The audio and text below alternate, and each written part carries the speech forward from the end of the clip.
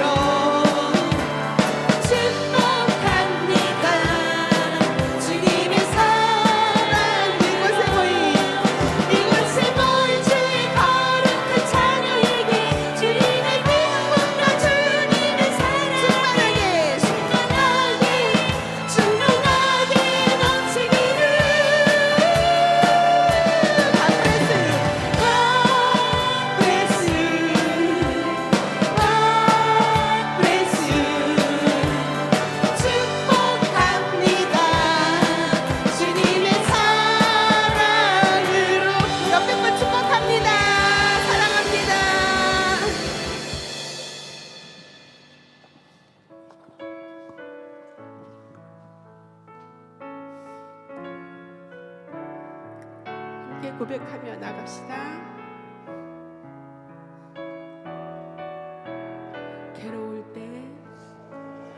괴로울 때 주님의 얼굴 보라 영광의 주님 바라보아라 세상에서 시달린 친구들아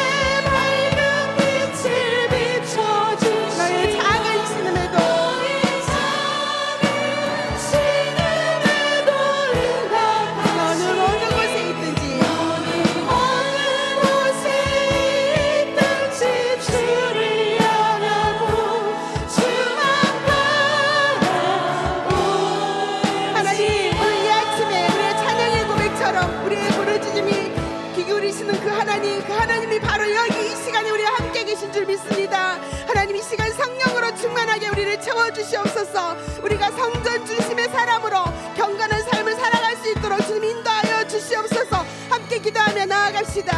하나님 아버지 감사합니다. 하나님 우리의 작은 신음에도 응답하시는 그 주님 앞에 우리를 의지하며 하나님 앞에 나아갑니다. 하나님 우리가 주님 앞에 성전 중심의 사람으로 하나님 경건한 삶을 살아갈 수 있도록 우리를 인도하여 주시옵소서. 하나님 우리 안에를 동행하여 주시옵소서.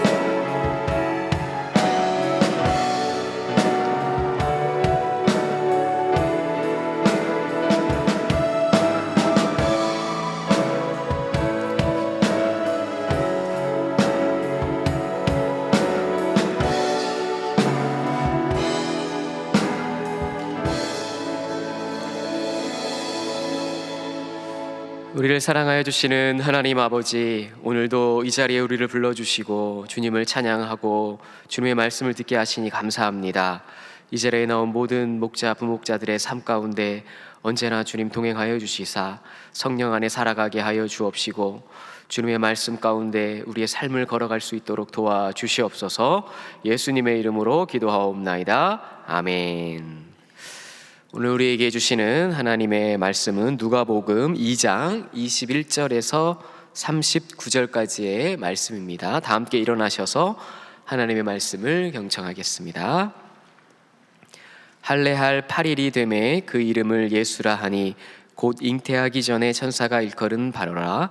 모세 법대로 정결 예식의 날이 참에 아기를 데리고 예루살렘에 올라가니 이는 주의 율법에 쓴 바 첫 해에 처음 난 남자마다 주의 거룩한 자라 하리라 한 대로 아기를 주께 드리고 또 주의 율법에 말씀하신 대로 산비둘기 한 쌍이나 혹은 어린 집 비둘기 둘로 제사하려 함이로라.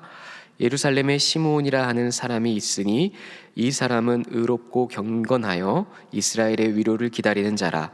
성령이 그 위에 계시더라. 그가 주의 그리스도를 보기 전에는 죽지 아니하리라 하는 성령의 지시를 받았더니 성령의 감동으로 성전에 들어가매 마침 부모가 율법의 관례대로 행하고자 하여 그 아기 예수를 데리고 오는지라. 시므온이 아기를 안고 하나님을 찬양하여 이르되 주제여 이제는 말씀하신 대로 종을 평안히 놓아 주시는도다. 내 눈이 주의 구원을 보았사오니 이는 만민 앞에 예비하신 것이요 이방을 비추는 빛이요 주의 백성 이스라엘의 영광이니이다 하니 그의 부모가 그에 대한 말들을 놀랍게 여기더라. 시므온이 그들에게 축복하고 그의 어머니 마리아에게 말하여 이르되 보라 이는 이스라엘 중 많은 사람을 패하거나 흥하게 하며 비방을 받는 표적이 되기 위하여 세움을 받았고 또 칼이 내 마음을 찌르듯 하리니 이는 여러 사람의 마음의 생각을 드러내려 함이니라 하더라. 또 아셀 지파 바누엘의 딸 안나라 하는 선지자가 있어 나이가 매우 많았더라. 그가 결혼한 후 7해 동안 남편과 함께 살다가 과부가 되고 84세가 되었더라. 이 사람이 성전을 떠나지 아니하고 주야로 금식하며 기도함으로 섬기더니 마침 이때에 나와서 하나님께 감사하고 예루살렘의 속량을 바라는 모든 사람에게 그에 대하여 말하니라. 주의 율법을 따라 모든 일을 마치고 갈릴리로 돌아가 본 동네 나사렛에 이르니라. 이것은 하나님의 말씀입니다. 아멘. 우리 이제 다 함께 담임 목사님의 설교 영상을 함께 시청하겠습니다. 누가복음의 저자 누가의 초점은 복음이 무엇인가 하는 것에 초점 맞추고 있습니다. 그것을 데오빌로 각하에게 하나씩 지금 설명하고 있죠. 근데 그 복음이 예수 그리스도라고, 참된 기쁜 소식이 예수 그리스도라고, 예수 그리스도 자체고 예수 그리스도의 오심이고 죽으심이고 부활하심이고 다시 오심, 그것이 복음이라는 것에 초점 맞추고 계속해서 설명해 나가고 있습니다. 하나님의 방법, 인간을 구원하기 위한 하나님의 방법은 자신이 직접 사람의 몸을 입고 이 땅에 오셔서 아기 예수로 태어나고 그 다음에 십자가에 못 박혀 죽음으로 우리 죄를 씻어주시는 것, 그것이 하나님의 계획이었습니다. 그런데 하나님 말씀은 오늘 우리에게 그 백성에게 왔음에, 그 메시아가 왔는데도 불구하고, 그 복음이 왔는데도 불구하고 복음이 무엇인지를 모르고 그들이 영접하지 아니했다고 그렇게 말씀하고 있습니다. 그래서 누가는 오늘 이 본문을 통해서 정말 메시아를 영접하는 사람이 어떤 사람인가 초점을 가지고 바로 가장 어둡고 캄캄했던 그 시대, 정치와 종교의 중심지였던 예루살렘 성전을 배경으로 해서 희망 없이 살아가는 그 사람들에게 복음이 무엇인가를 설명하고 그 메시아를 가장 잘 영접할 수 있는 사람이 어떤 사람인가, 바로 그 사람을 오늘 우리에게 설명해 주고 있습니다.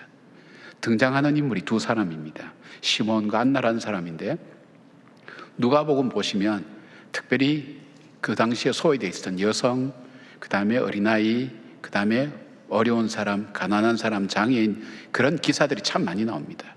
그래서 나이 많은 그런 남자 시몬과 여자 안나를 등장해서 이분들이 어떻게 메시아 오심을 알아볼 수 있었는가, 그 메시아를 어떻게 영접하게 되는가를 우리에게 설명해 주고 있습니다. 우리 매번 성탄절이 올 때마다 지나갈 때 그냥 지나가는 일들이 참 많죠.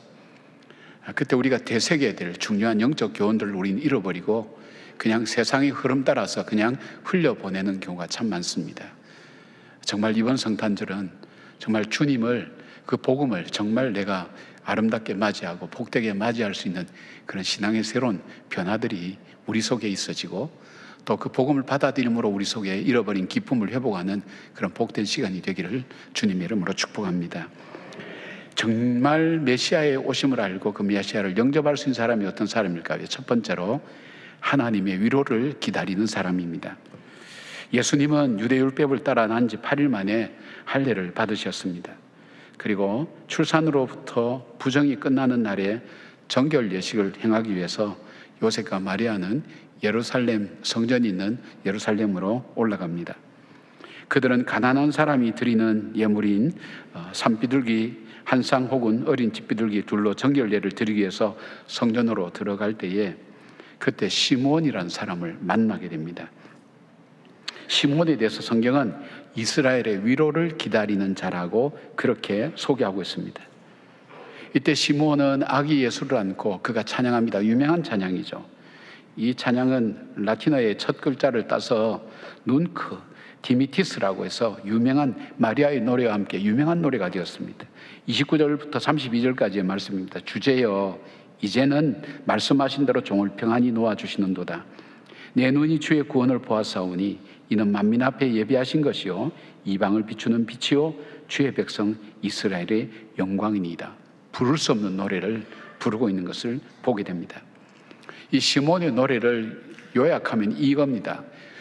하나님만이 우리를 구원하실 수 있고, 하나님만이 우리에게 소망이 되고, 하나님만이 우리에게 위로를 주시는 분이라는 그것을 기다리고 있는 그 사람에게 바로 그 메시아를 품에 안고, 바로 하나님께서 내게 이 구원의 복된 소식을 주셨다고 하나님을 찬양하고, 이것이 내 품에 안겨 있는 바로 이 예수 그리스도, 이 아기 예수가 바로 이방의 모든 빛과 어둠 가운데 있는 사람들을 구속하시는 이 세상의 구세주라는 그런 감격을 담은 찬양이기도 합니다. 그는 아기 예수를 주제여라고 부릅니다. 주제여라고. 이 데스포테스라고 하는 이 단어는 황제에게 쓰여진 호칭이었습니다.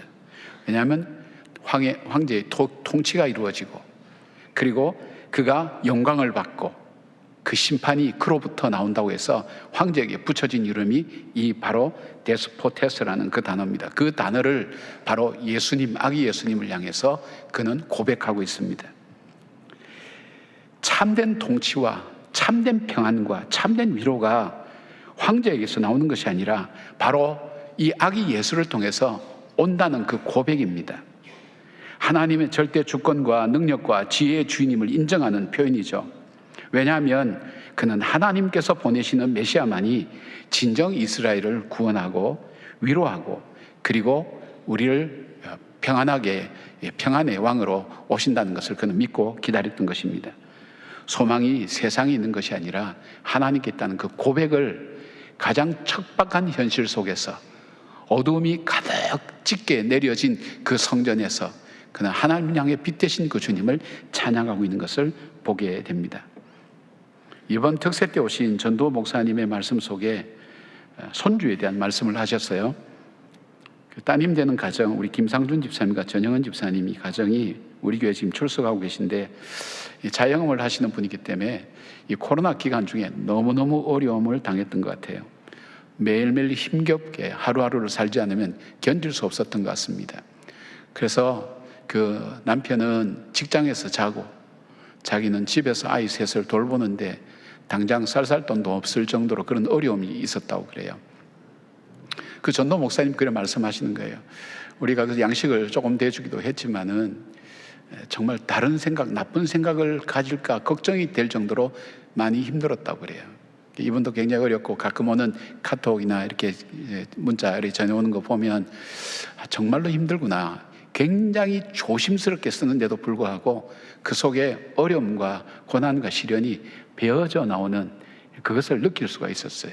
그래서 어떻게 도와줄 수는 없고 하나님 어떻게 합니까? 그랬어요. 새 아이를 돌보면서 살아야 했지만 하루하루를 어떻게 살지 매일매일 다가오는 그 절망, 변화 없음, 희망 없음과 싸워야 되지 않으면 안 될 그런 어려운 지경이 있었던 거예요. 그런데 어느 날 이 유아부에 다니는 그 3남매가 있는데 큰 딸이 있고 큰 딸은 유년부에 다니고 이 남녀 이 쌍둥이입니다. 둘이 쌍둥이인데 그 막내인 아이니가 찬송을 부르는 거예요. 초등학교도 안 들어간 아이가 찬송을 부르는데 그 찬송이 뭐냐면 또렷하게 부르는 거예요. 구주 예수 의지함이 심히 기쁜 일일세 영생 허락 받았으니 의심하지 없도다. 예수 믿는 것은 받은 증거 많도다. 예수 귀한 예수 믿음도 주소서. 이분은 어릴 때부터 반주자를 했기 때문에 이 찬송 많이 불렀을 겁니다. 많이 부르고 가사도 잘 아는 내용입니다. 그런데 자기의 가슴을 때리는 가사였어요. 아이의 입술을 통해서. 아이가 부를 수 있는 노래가 아니거든요. 근데 교회에서 배웠다고 부르는데 그 가사가 가슴에 박힌 거예요. 구주 예수 의지함이 예수님 의지하니 심히 기쁜 일일세 영생 허락 받았으니 그리고 받은 증거 많도다. 하나하나가 자기를 두고 하는 것 같았어요. 마치 어거스틴이 회심할 때 밖에서 아이들이 부르는 노래가 집어라 그리고 펴라 읽어라 그 가사를 계속 들으면서 그도 모르게 자기도 모르는 사이에 성경을 들었어요. 성경을 펴서 보니까 로마서 13장 13절의 말씀이었어요. 그 말씀을 듣고 그가 정말 예수 그리스도를 자신의 구세주로 영접하고 받아들이면서 회심하게 되는 결정적인 계기가 그것이 됐거든요. 그 말씀이 자기 마음속에 박힌 거예요. 이 찬양이 이 집사님 마음속에 박힌 거예요. 그 자기를 생각하는 거예요. 내가 왜 이리 낙심하고 있지? 왜 이리 절망하고 있지? 나의 기쁨은 뭘까? 구주 예수 의지함이 아닌가? 하나님 의지할 때 그리고 영생 허락 받았으니 얼마나 기쁜 일인가?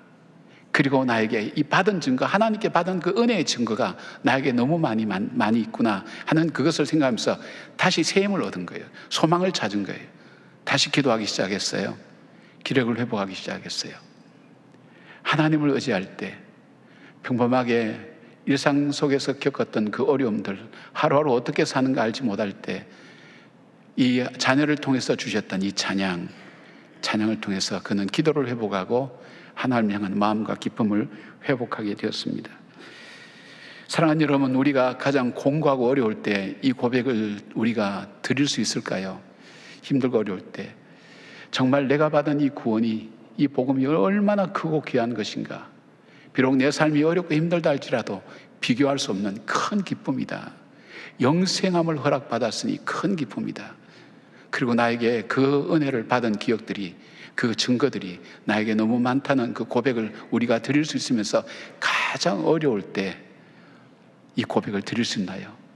그 주님이야말로 나의 참 소망이 됩니다. 나의 기쁨이 됩니다. 내가 그 주님을 의지하고 다시 믿음으로 일어서서 걸어가겠습니다. 그 고백을 드릴 수 있는 시몬의 노래가 우리의 노래가 되기를 바랍니다. 주님을 진심으로 메시아를 맞이할 수 있는 사람 두 번째는 의롭고 경건하게 사는 것입니다. 이 25절 보니까 예루살렘에 시몬이라는 사람이 있으니 이 사람은 의롭고 경건하여 이스라엘의 위로를 기다리는 자라 성령이 그 위에 계시더라 그렇게 말씀하고 있습니다. 이 의롭다는 뜻은 디카이오스라는 단어인데 이것은 하나님과의 관계에 우선순위를 두고 지속적으로 하나님과의 관계를 유지하는 사람을 이야기합니다. 의롭다. 그리고 뭐라고 말씀합니까? 경건하다는 것은 삶의 자세를 얘기합니다. 하나님 앞에서 살아가는 그 삶의 자세를 가지고 걸어가는 사람, 코람데오라 그러죠.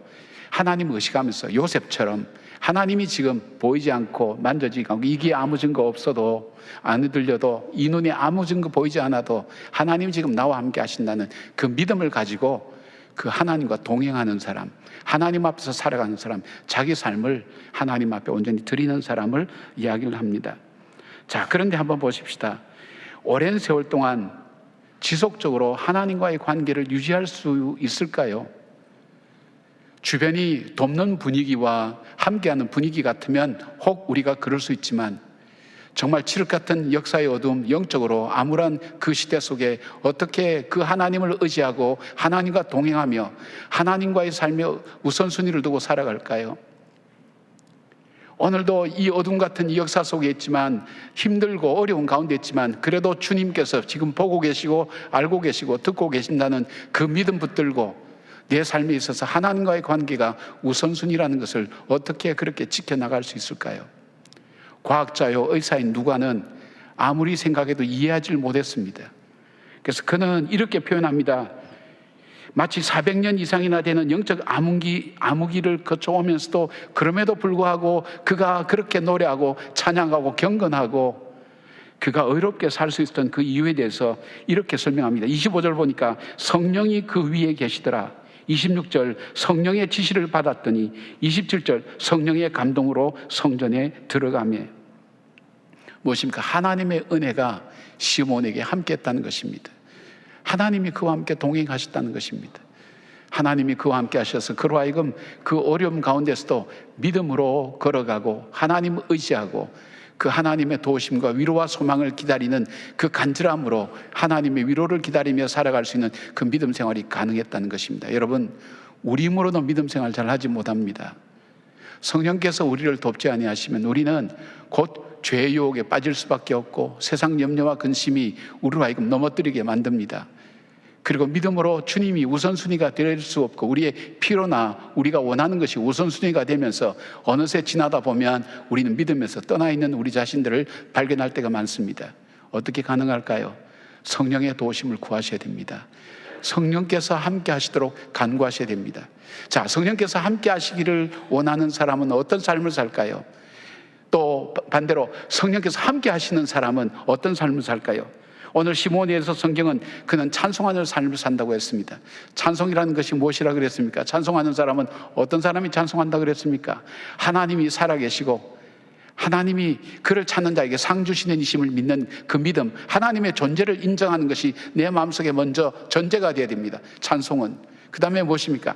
하나님께서 행하시는 일들, 내 삶을 통해 역사 속에 행하신 일들이 하나님께서 행하셨다, 하나님이 옳습니다, 하나님이 이 역사를 주관해 가시는 분입니다 하는 것을, 하나님이 행하신 것을 인정하고 받아들이는 것, 그리고 내 삶은 하나님께 있다고, 하나님께서 나를 인도해 간다고, 그 믿음을 우리가 갖고 있을 때에 우리 속에 저절로 감사가 나오고 이 감사와 더불어서 터져 나오는 것이 찬송이라고 했습니다. 바로 이 성령의 동행하심을 통해서 하나님은 살아계신다는 그 믿음을 끝까지 붙들 수 있었고, 그 하나님이 이 어두운 역사 가운데도 주관하시고 하나님이 행하고 계신다는 그 고백을 하나님께 날마다 올려드리는 그런 삶을 살 수가 있는 것입니다. 어떤 사람이요? 성령이 충만한 사람이. 또한 성령이 충만한 사람은 그렇게 살 수 있도록 되어 있습니다. 그리고 그는 어떻게 또 살았다고 얘기합니까? 축복하는 삶을 삽니다. 34절 보니까 시몬이 그들에게 축복하고 라고 말씀하고 있습니다. 왜 축복할 수 있죠? 나는 가진 것도 없는데, 나이도 많은데, 힘도 없는데, 죽을 소망밖에 없는데, 그럼에도 불구하고 남을 축복할 수 있을까요? 여러분이 우리가 정말 마음이 풍성하고 소유도 넉넉하고 뭐 어떤 마음에 넉넉함이 있을 때 남을 축복할 수 있다고 생각하는데, 시몬은 그러지 않았습니다. 그가 가진 건 아무것도 없었습니다. 그러나 그가 남을 축복할 수 있었던 이유가 뭘까요? 바로 하나님께서 우리를 축복의 근원으로 삼아주셨고 하나님께서 주시는 복을 그는 믿고 알고 있었기 때문입니다. 나는 비록 힘들고 어렵지만 그러나 하나님께서 내 입술을 통해서 내 삶을 통해서 불평과 원망과 탄식이 흘러나가는 것이 아니라 바로 나를 구속하신 그 하나님으로 인하여 나를 통해서 축복하는 그 축복이 그 말이, 그 삶이 흘러나가도록 살아가는 사람, 바로 그 사람이 성령이 충만한 사람의 삶입니다. 우리는 성탄절에 사랑의 예사를 나눕니다. 정말 어려운 가운데서 하시는 분들 많이 봅니다. 우리는 성탄 헌금을 외부로 흘려보냅니다.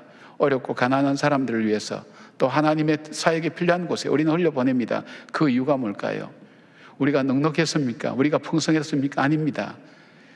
우리 주님께서 이 땅에 오신 그 기쁨이 나만의 소식이 아니라, 내가 나만이 듣는 복음이 아니라, 바로 이 복음의 소식들이 정말 필요한 곳에, 그 어두운 곳에, 힘든 곳에, 가난한 사람에게, 삶의 여유가 없는 그 사람 속에, 그들에게도 이 복음의 소식이 스며들 수 있도록, 다가갈 수 있도록 바로 우리의 삶을 통해서, 우리의 가진 것을 통해서, 우리의 기도를 통해서 나누고 그렇게 전하고 증가하는 것입니다.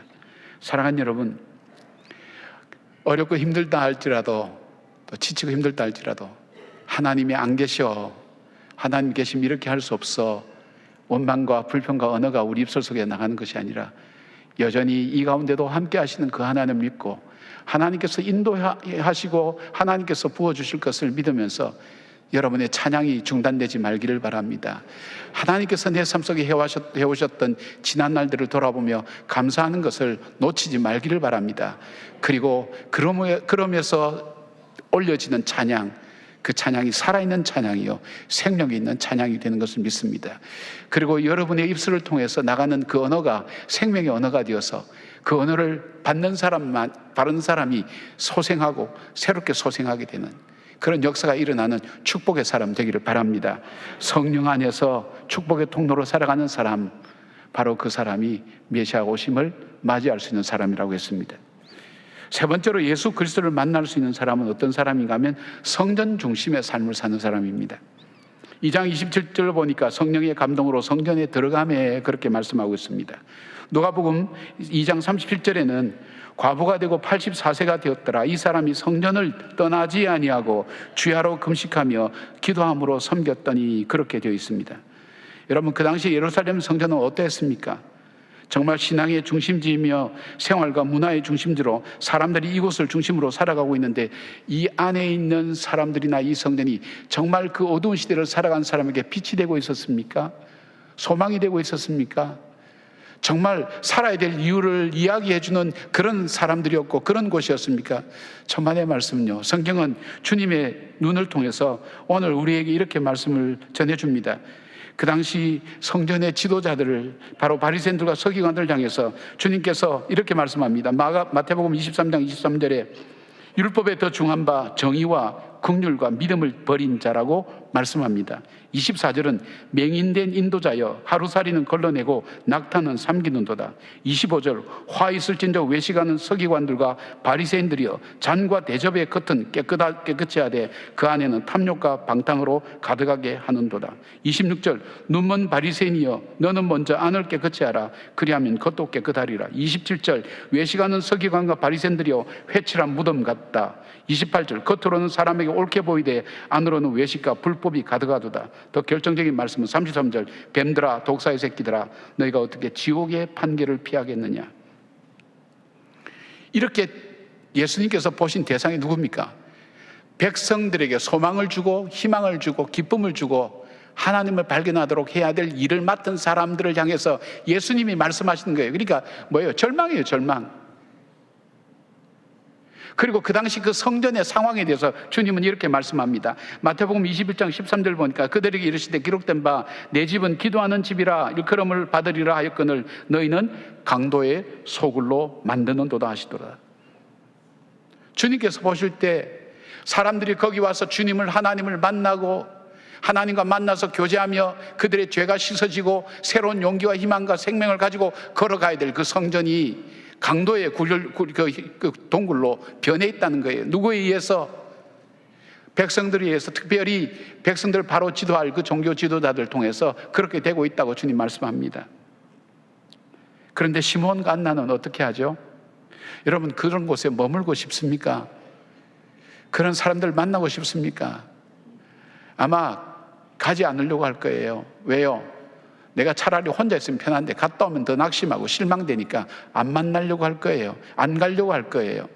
근데 이 안나와 시몬 그거 몰랐을까요? 알았는데도 불구하고 어떻게 합니까? 더럽고 죄 많고 희망 없는 이 성전을 떠났습니까? 비난하고 욕했습니까? 아닙니다. 그들은 성전을 사랑했습니다. 성전의 사람들도 사랑했습니다. 왜냐하면 하나님이 거하시는 거룩한 곳이라고 믿었기 때문입니다. 하나님이 약속이 머물러 있는 곳이기 때문입니다. 2장 37절 보니까 과부가 되고 84세가 되었더라. 이 사람이 성전을 떠나지 아니하고 주야로 금식하며 기도함으로 섬기더니 왜 금식했을까요? 안타까운 거예요.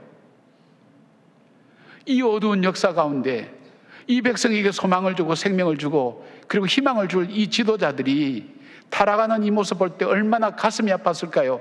이 안나의 나이를 110세쯤 그렇게 생각합니다. 그럼에도 불구하고 금식하며 기도할 수밖에 없었어요. 안타까움으로 거기에 머물렀어요. 하나님께 더 적극적으로 매달렸어요. 오히려 38절 보니까 하나님께 감사하고 예루살렘의 속량을 바라는 모든 사람에게 그에 대해서 말하니라. 오히려 하나님은 약속을 지키신다고 이 선지자들이, 바리새인들이, 서기관들이 할 말을 이 할머니가 하시는 거예요. 아니라고, 희망이 있다고, 하나님께서 우리에게 소망을 주신다고, 낙심하지 말라고. 그런데 금식하면서 기도하면서 그들을 섬겼다고 그렇게 말씀하고 있습니다. 성전이 바로 신약의 교회가 아닙니까? 더 나아가서 우리 개개인이 주의 몸이며 개인이 모인 공동체가 성전인 것입니다.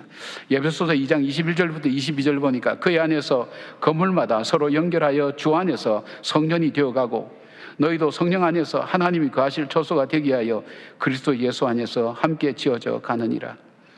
여러분, 구약의 성도들의 삶이 성전 중심이었다면 신약에도 교회 중심의 공동체가 되어서 하나님 뜻을 이루어가는 것이 우리의 영적 생활에 하나님이 원하시는 것 아닐까요? 교회는 하나님의 성전임에도 불구하고 아직도 불완전한 모습이 많습니다. 인간들이 모인 곳이기 때문에 모순도 있고 때로는 신앙생활에 도움되지 않은 일들도 많이 일어납니다. 그럼에도 불구하고 하나님의 전이기에 비난하거나 비방하는 것보다 더 우선으로 해야 될 것이 있다면 그 안타까움을, 성령의 마음을 내가 받아서 안타까운 마음으로 금식하며 기도하며 그를 섬기며 하나님께서 우리에게 주신 그 약속의 소망의 말씀을 계속해서 삶을 통해서, 입술을 통해서 선포해야 될 사명이 바로 저와 여러분들 속에 있다는 것입니다. 여러분, 교회를 떠나서도 되지 않습니다.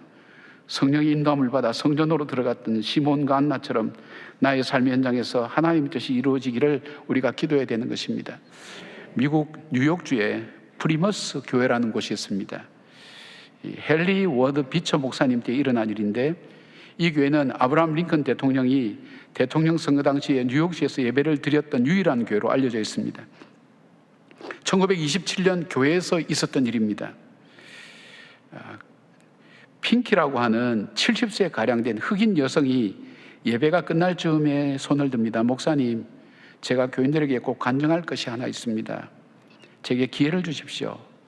목사님 보니까 너무나 간절한 모습에 연세도 많으시고 꼭 또 병세도 있어 보이고, 그래서 그 기회를 드렸어요. 그분이 나오셨어요. 떨리는 목소리입니다. 힘이 없지만 그러나 분명하게 그는 조심스럽게 간증하기 시작합니다. 여러분, 지금부터 67년 전인 1860년 2월 5일 주일이었습니다. 그때 저는 겨우 9살이었습니다. 어머니와 형제들은 2년 전에 버지니아 농장에 팔려갔고 저는 볼티모어의 노예 상인에게 팔렸는데 저의 주인은 저의 금액을 $900, 요즘 화폐로 하면 1만 불 정도 된다고 합니다. 그 $900로 매겼습니다. 누군가가 $900를 내주지 않으면 저는 계속 노예로 지낼 수밖에 없었습니다. 그 상황이 어린 나이에 너무 무서워서 저는 하염없이 눈물만 흘릴 수밖에 없었습니다. 형제 부모 다 잃어버리고 나는 이제 어디로 팔려가나, 내 운명은 앞으로 어떻게 될 것인가, 마음속에 두렵고 떨리는 마음으로 초조하여 벌벌 떨고 있을 수밖에 없었을 때, 그때 마침 예배를 마치고 나오는 목사님, 헨리 워드 비처 목사님이 노예 상인에게 $900을 지불하시고 저를 풀어주셨습니다. 나중에 들어보니 그날 목사님께서 예배 가운데 성도들에게 설교하시기를 우리의 미약한 힘이지만 헌금을 해서 저 핑키에게 속량의 은혜를 받을 수 있도록 하면 좋겠습니다. 그렇게 말씀하면서 그 즉석에서 헌금을 하게 되었습니다. 헌금 이렇게 플레이트를 이렇게 돌리거든요. 접시 같은 걸 미국에는 그걸 돌립니다. 근데 900불보다 훨씬 많은 1100불이 모여졌고 거기에는 반지도 하나 이 허물로 들어와 있었습니다. 목사님은 그 돈을 가지고 저를 풀어 자연이 되게 하셨고 저에게 그 자유의 반지를 끼워 주셨습니다. 그날 이후로 67년 동안 나는 단 한 번도 이 교회를 잊어본 적이 없습니다. 그리고 단 한 번도 나를 속량해 주신 그 예수 그리스도의 사랑을 저는 잊어본 적이 없습니다. 저는 앞으로 살 날이 그렇게 많이 남아있지 않습니다. 그러나 저는 이 말씀을 꼭 드리고 싶었습니다. 여러분이 헌금해 주신, 모아주신 900불은 저를 속량하는 엄청난 하나님의 은혜였습니다. 그 고백이었습니다. 그러면서 그가 끼고 있던 그 반지를 교회에 다시 돌려드렸습니다. 그 반지는 지금도 프리모스에 가면 매매 계약서와 그 반지가 지금도 전시되고 있다고 합니다. 그 여인의 간증이 끝나고 그날 예배에 참석한 많은 이들이 그녀의 간증에 눈물을 흘렸습니다.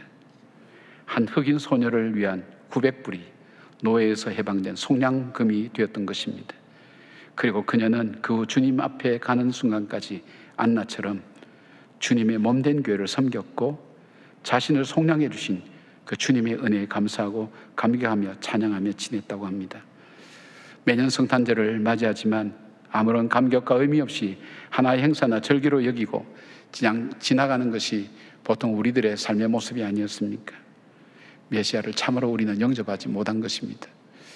우리 삶 속에 매년 주어지는 기회, 우리 속에 구주 예수 의지함이 우리에게 심히 기쁜 일이 되고 있는지, 우리의 소망이 현실에 있고 우리의 소망이 소유에 있고 우리의 평안함이 있는 것이 아니라 우리의 소망은 그 예수 그리스도에 있고 그 예수 그리스도로부터 오는 기쁨과 감사가 우리의 심령 속에 넘쳐나기를 고백하며, 맞습니다 주님, 나의 소망은 바로 주님입니다. 그 주님의 속량하심입니다. 바로 나를 위해서 오신 그 주님, 그 주님을 내가 영접합니다. 환영합니다. 그 고백의 노래를 이번 성탄절은 우리 함께 불러야 되지 않을까요? 그리고 내 삶을 돌아보며 내가 정말 의롭고 경건하게 살아가는지, 아니 반대로 성령님의 도우심을 구하는 기도를 드리고 오늘도 하나님께서 하나님 앞에서 살아가는 그 삶을 살고 있는지 내 삶을 다시 돌아보는 기회로 삼아야 되지 않을까요? 그리고 우리가 할 수 있다면 하나님께서 우리에게 주신 그 크고 놀라운 그 은혜, 하나님 성전 중심으로 살아가는 삶, 주님의 교회의 예배가 귀하고 공동체의 사랑이 귀하고 기도로 섬기는 그 섬김이 귀한 그런 삶으로 내 삶을 살겠다고 결단하는 바로 그런 삶, 누가는 오늘 우리에게 그 삶을 우리에게 소개해 주겠습니다. 메시아를 메시아답게 맞이하는 바로 그 일들, 안나와 시몬처럼 시몬이 불렀던 그 노래를 우리가 다시 부르며 우리의 신앙 고백을 통해 우리 신앙이, 믿음이 다시 그 예수 그리스도로 말미암아 기쁨을 회복하고 소망을 회복하고 힘을 내어서 믿음으로 걸어가는 저와 여러분 되시기를 주님의 이름으로 축복합니다. 아멘. 기도하겠습니다. 송축해 내 영혼, 내 영혼아 거룩하신 이름 찬양하라는 귀한 찬양을 우리가 함께 올려드립니다. 우리 마음과 영혼과 삶을 실어서 주님 앞에 드리는 찬양이 되게 하시고, 하나님 우리에게 귀한 하나님 소망의 메시지를 주시고 복음의 능력을 베풀어 주셔서 감사를 드립니다. 이제는 우리의 현실 때문에 울지 않게 하시고 우리의 상황 때문에 주저앉지 않도록 도와주시고 다시 일어서서 하나님 내게 주신 그 구원의 큰 기쁨을 회복하며 찬양하며 노래하며 그 주님을 마음에 영접하고 성령님의 도움을 구하며 기도로 섬기며 공동체가 믿음 안에서 아름다운 공동체, 세상에 소망을 주고 빛을 주고 소금의 역할을 할 수 있는 그 공동체가 되며, 주님의 지도자들이, 하나님 주님의 성도들이 우리를 왕같은 제사장이라고 주님께서 부르셨는데 제사장인 우리가 우리의 삶 속에서 정말 하나님 기뻐하시는 삶을 살 수 있도록 하나님 붙들어 주시옵소서. 우리와 함께하여 주시옵소서. 복된 성탄절 되기를 원합니다. 흘러가는 성탄절이 아니라 나에게 주시는 하나님의 아름다운 선물이 될 수 있도록 주여 함께하여 주시옵소서. 예수님의 이름으로 기도드리옵나이다. 아멘. 우리 좌우에 계신 분들과 함께 인사 나누겠습니다. 주님의 평강을 기원합니다.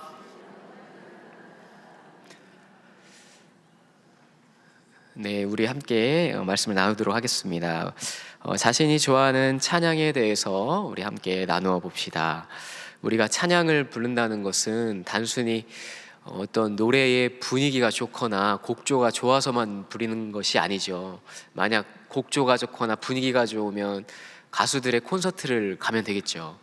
우리가 찬양을 좋아하는 이유는 그 찬양의 가사의 내용이 우리의 믿음의 고백과 딱 맞닿아 있기 때문에 그렇게 찬양을 부르고 좋아하는 것입니다. 오늘 본문에서도 이 신앙의 고백을, 그 믿음의 고백을 드렸던 사람이 있는데 그게 바로 시므온이었습니다. 오늘 본문의 말씀에 보니까 22절에 이렇게 시작하죠. 모세의 법대로라고 이렇게 시작하고요. 그리고 24절 말씀에 보니까 또 주의 율법에 말씀하신 대로 이렇게 나와 있습니다. 예수님이 그 어머니 마리아와 요셉이 함께 예루살렘 성전에 오게 되었는데 레위기 12장 말씀에 보면 아이를 낳은 산모는 7일 동안 부정하다고 그랬어요. 7일 동안. 그리고 8일째 되면 아이에게 할례를 주게 되었고, 이 산모는 33일 동안 어디에도 나가지 않고 부정하기 때문에 집안에 머물러야 했습니다. 그리고 난 다음에 이 기간이 다 정결 예식의 기간이 끝나게 되면 제사장에게 가서 번제와 속죄제를 드리게 되는데요.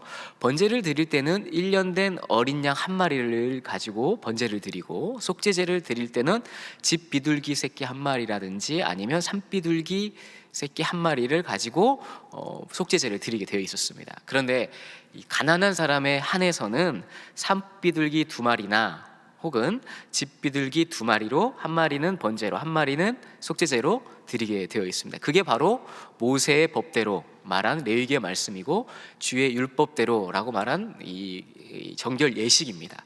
그것을 하기 위해서 이제 어머니 마리아와 요셉과 아기 예수가 예루살렘 성전에 간 겁니다. 성전에 간 이유와 목적은 율법대로 정결 예식을 하기 위해서 간 것이죠. 거기서 이제 제사장을 만나서 이 율법대로 번제와 속죄제를 드려야 하는데, 성전에 가니까 누구를 먼저 만나게 됐냐면 시므온이라는 사람과 안나라는 선지자를 만나게 되었습니다. 그리고 그들은 신기하게도 이 성전에 얼마나 많은 사람들이 오고 가겠습니까? 그런데 그 아기 예수님을 보자마자 이분이 바로 메시아구나, 그리스도구나라는 것을 바로 알게 되었습니다. 그들이 어떻게 그것을 알게 되었을까? 그것에 대해서 3가지로 얘기하고 있는데요. 첫 번째는 하나님의 위로를 기다렸기 때문에 이 메시아를 알아볼 수 있었다는 겁니다. 25절 말씀에 이 시므온을 어떻게 표현하냐면 이스라엘의 위로를 기다리는 자다 이렇게 표현하고요. 또 안나에 대해서는 38절 말씀 보니까 이 안나가 어떻게 했냐면 예루살렘의 속량을 바라는 모든 사람에게 그에 대하여 말했다 이렇게 표현하고 있습니다. 여기서 이스라엘의 위로를 기다렸다, 그리고 38절에 예루살렘의 속량을 바라는 이라는 이 2개의 구절은 하나의 대꾸의 구절인데 같은 의미를 가지고 있습니다. 이것은 이 유대인만이 가지고 있는 독특한 사상이 있는데 그것이 무엇이냐면 메시아 대망 사상입니다. 그러니까 메시아를 기다린다는 것이죠. 왜 그러냐면 구약의 선지자들이 이 메시아가 올 것이라고 예언했기 때문에 그 말씀에 따라서 이 메시아를 기다렸다는 거예요. 그러니까 단순히 메시아를 기다렸다는 것은 이 유대인의 입장에서 보면 지금 우리가 느끼는 거하고 매우 다른 감정 그리고 매우 다른 문화입니다.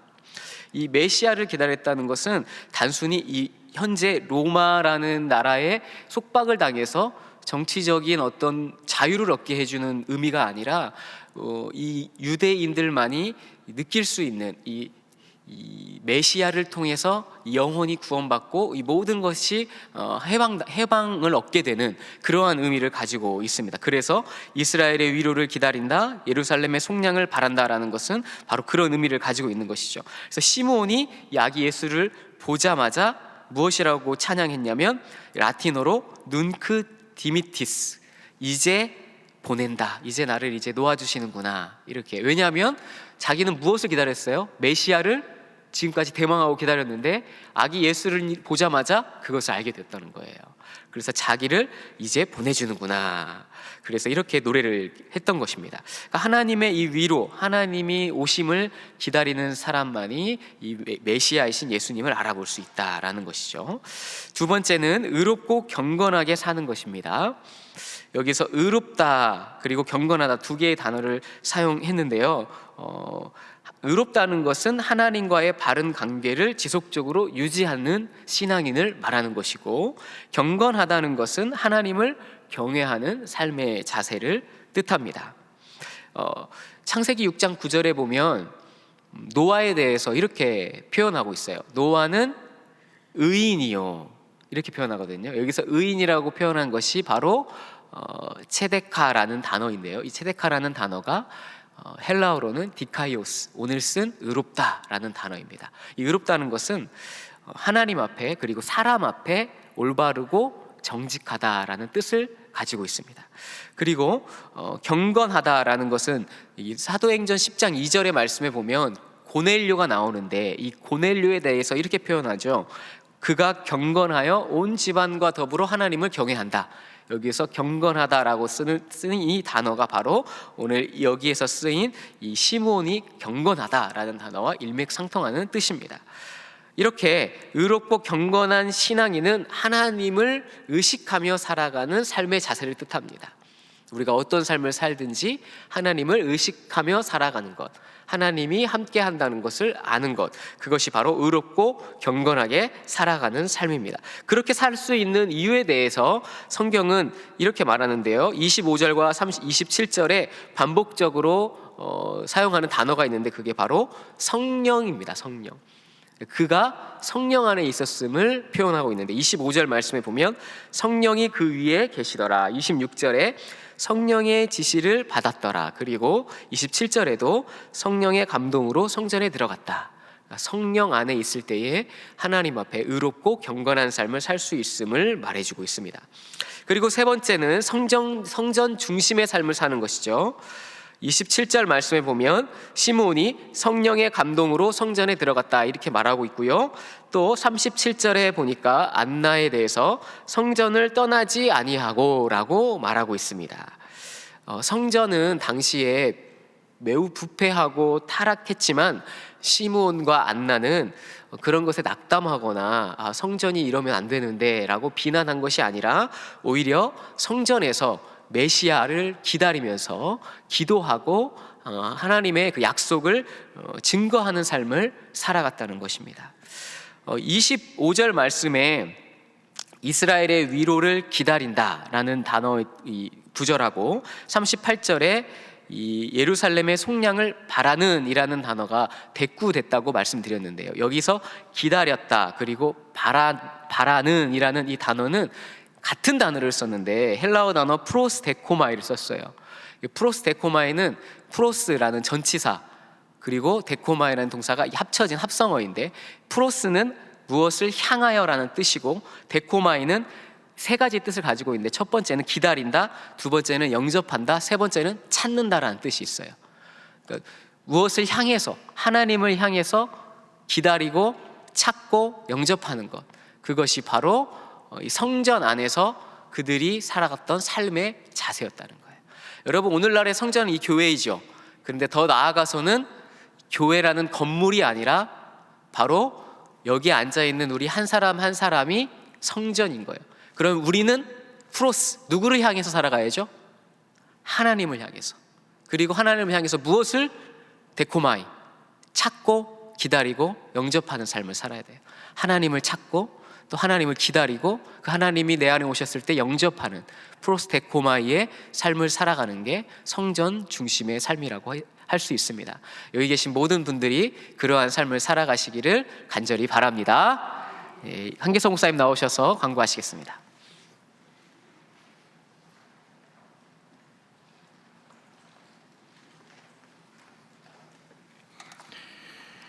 네, 우리 좌우에 계신 분과 인사하겠습니다. 주님의 평강을 기원합니다. 주님의 평강을 기원합니다. 네, 잘 지내고 계시죠? 오늘 날씨가 기온이 뚝 떨어졌습니다. 감기 조심하시고 목장 모임도 은혜 가운데 계속 진행하면 좋을 것 같습니다. 11월 이달의 말씀을 같이 한번 선포하면 좋을 것 같습니다. 11월 이달의 말씀 시편 119편 49절입니다. 시작. 주의 종에게 하신 말씀을 기억하소서. 주께서 내게 소망을 가지게 하셨나이다. 아멘. 11월 19일입니다. 11월 19일, 11월 셋째 주 오후 5시에 저희가 찬양 집회를 하려고 합니다. 연합 찬양 집회를 하려고 하는데 11월 19일 11월 셋째 주입니다. 지난번에 우리가 한번 여기 찬양 집회 했던 거 기억나십니까? 예, 막 교회가 들썩들썩 했지 않습니까?